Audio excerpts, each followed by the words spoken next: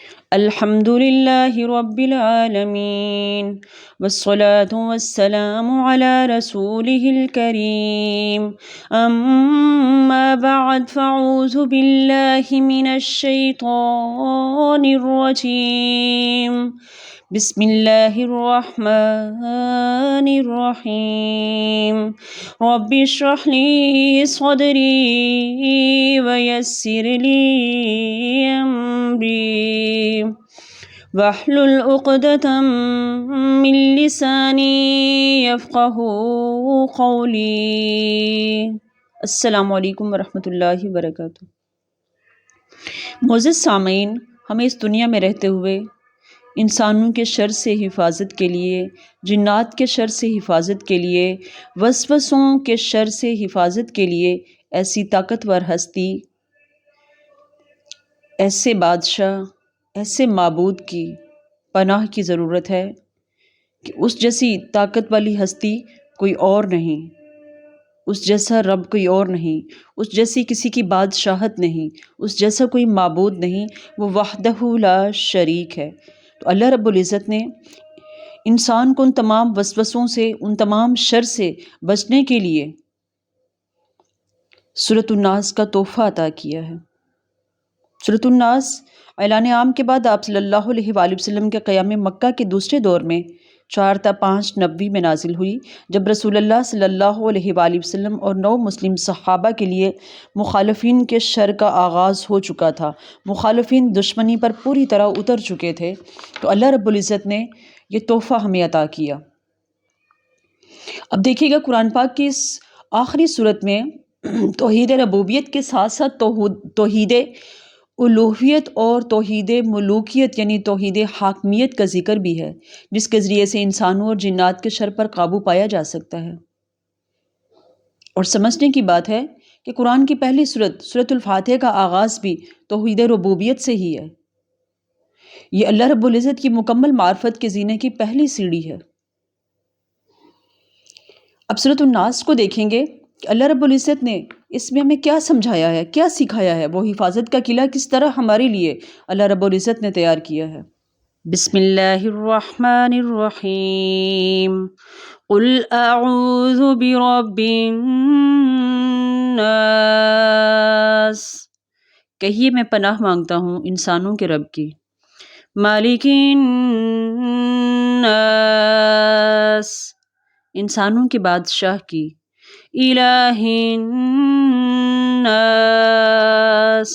انسانوں کے حقیقی معبود کی، من شر الوسواس الخناس، اس وسوسہ ڈالنے والے کے شر سے جو بار بار پلٹ کر آتا ہے، الذی یوسوس فی صدور الناس، جو لوگوں کے دلوں میں وسوسہ ڈالتا ہے۔ معزز سامعین، پہلی آیت میں اللہ رب العزت نے کیا کہا؟ قل اعوذ برب الناس، کہیے میں پناہ مانگتا ہوں انسانوں کے رب کی۔ الحمدللہ، اللہ رب العزت تمام مخلوقات کا رب ہے، تمام کائنات کا رب ہے، زمین اور آسمان کا رب ہے، جنت اور جہنم کا رب ہے، میرا اور آپ کا رب بھی ہے۔ تو اللہ رب العزت نے اس آیت میں خصوصی طور پر یہ کیوں کہا انسانوں کے رب کی؟ تو یہاں کیا ہے؟ انسان کو اللہ رب العزت نے بے پناہ عزت اور تکریم دی، یہ بطور تکریم، یہ بطور عزت اللہ رب العزت نے انسانوں کا رب کہا اپنے آپ کو۔ تو انسان کے لیے کتنا بڑا مقام ہے۔ اب دیکھیں گے ہم کہ رب کس ہستی کو کہا جاتا ہے۔ رب ایسا پروردگار، تدبیر کرنے والا، تربیت کرنے والا، تقدیر لکھنے والا،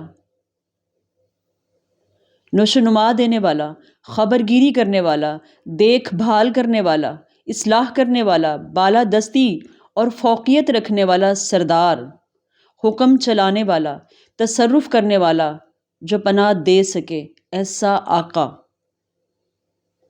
اور اس کی پناہ میں آئی ہوئی چیز پھر کسی اور کی حفاظت کی محتاج نہیں رہتی۔ اگلا لفظ دیکھتے ہیں، مالک الناس، انسانوں کے بادشاہ، یہاں بھی اللہ رب العزت نے اپنے آپ کو انسانوں کا بادشاہ کیوں کہا؟ انسان کو عزت اور تکریم دی ہے، حالانکہ زمین اور آسمان کی ہر چیز پہ بادشاہی کس کی ہے؟ اللہ رب العزت کی۔ اللہ رب العزت زمین و آسمان کا بادشاہ بھی تو کہہ سکتا تھا خود کو، میرے رب کو پورا اختیار ہے، لیکن اللہ رب العزت نے یہاں دوسری آیت میں بھی کیا کہا؟ انسانوں کا بادشاہ۔ یہ انسان کو عزت اور تکریم دی ہے، یہ انسان کو محبت اور مان دیا ہے اللہ رب العزت نے۔ تو ملک کیسا بادشاہ؟ با اختیار بادشاہ، صاحب اقتدار حاکم، سب سے بڑی قوت والا بادشاہ۔ کتنی بڑی قوت والا بادشاہ؟ جس کو چاہے پناہ دے لے۔ ایسا بادشاہ جس کی بادشاہت میں کسی کو اختیار نہ ہو، ایسا بادشاہ جس کو کسی کو جواب نہیں دینا، جس سے کوئی سوال نہیں کر سکتا، جس کو کسی کے مشورے کی ضرورت نہیں ہے، جس کو کسی کو جواب دینے کی ضرورت نہیں ہے، ایسا بادشاہ جس کی بادشاہت کو کبھی زوال نہیں۔ اگلی آیت میں، آیت نمبر 3 میں اللہ رب العزت نے کیا کہا؟ الہ الناس، انسانوں کے حقیقی معبود کی پناہ۔ پھر اللہ رب العزت نے انسانوں ہی کا حقیقی معبود کیوں کہا؟ ہم نافرمانیاں کرتے ہیں، پروردگار مغفرت کے دروازے کھولے بیٹھے ہیں۔ ہم گناہ کرتے ہیں، وہ پکڑ نہیں کرتا، ہماری مہلت دیتا ہے۔ ہم بھٹک جاتے ہیں، ہمارے لیے ہدایت کے راستے کھول کے ہدایت کے سامان کرتا ہے۔ ہمیں بھٹکنے سے بچانے کے لیے جھنجھوڑتا ہے، ہلکا ہلکا سا چھوٹی چھوٹی آزمائشوں میں ڈالتا ہے تاکہ ہم پلٹ آئیں، ہمیں رغبت دلانے کے لیے۔ ہماری کامیابی کے لیے دن میں 5 بار اعلان ہوتا ہے، حی علی الفلاح۔ یہ ہے حقیقی معبود میرا اور آپ کا۔ تو یہاں بھی اللہ رب العزت نے کیا کہا؟ انسانوں کا حقیقی معبود۔ یہاں پھر انسان کو عزت اور تکریم دی، انسان کو پھر ساری کائنات میں، ساری مخلوق میں سب سے بڑھ کے محبت دی، سب سے بڑھ کے مان دیا۔ الہ کے کتنے مطالب ہو سکتے ہیں، کتنے میننگز ہیں اس کے، میں اور آپ سمجھ نہیں پائیں گے، شمار نہیں کر پائیں گے۔ جہاں میرے رب کی تعریف کا، توصیف کا ذکر ہوتا ہے تو اس کی کوئی حد نہیں ہے۔ پھر بھی الحمدللہ اللہ کی توفیق سے ہم کچھ نہ کچھ ضرور دیکھیں گے۔ الہ کا مطلب کیا ہے؟ پناہ دینے والا۔ کیسی پناہ دینے والا؟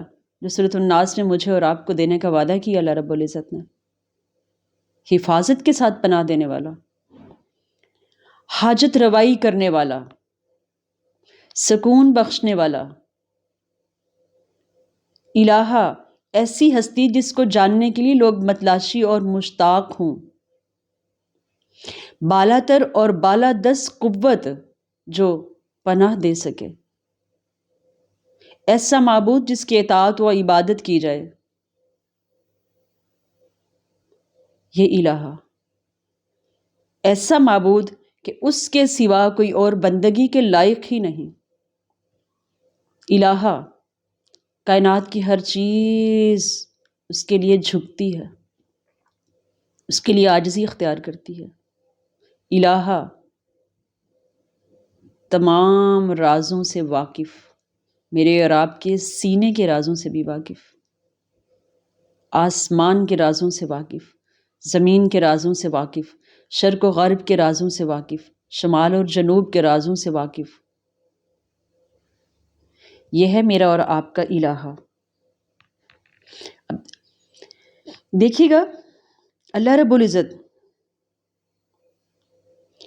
اللہ نے ان تینوں ناموں میں اپنی تعریف اور توصیف بیان کر دی۔ اب ہمیں چاہیے نا کہ ہم محتاجی اختیار کر لیں اس رب کی، اس مالک کی، اس الہ کی۔ تو یہاں انسان کو یہ سمجھایا گیا ہے کہ اے انسان، تجھے ایسی طاقتور ہستی کی پناہ کی ضرورت ہے جو لوگوں کا رب بھی ہے، جو بادشاہ بھی ہے، جو معبود بھی ہے، کہ اتنی غیر معمولی ہستی اور عظیم الشان طاقت رکھنے والی ہستی کی پناہ کی ہے انسان، تجھے ہمہ وقت ضرورت ہے، ہمہ جہد تجھے ضرورت ہے۔ اب یہ دیکھیے اس میں دوسرا پیغام ہمارے لیے کیا ہے؟ اللہ رب العزت نے انسانوں سے ایک مطالبہ کیا ہے، یعنی انسانوں کا رب، انسانوں کا مالک، انسانوں کا الہ کون ہے؟ صرف ایک۔ انسان کو چاہیے کہ اپنے رب کو رب تسلیم کرے، بادشاہ تسلیم کرے، الہ تسلیم کرتے ہوئے اس کی بڑائی، بزرگی اور طاقت پر ایمان لا کر پریشانیوں میں، مصیبتوں میں، تکلیفوں میں، بیماریوں میں، الجھنوں میں، غموں میں، فکر میں، وسوسے میں، بدگمانیوں میں، غرض کے انسان تو عاجز ہی ہے،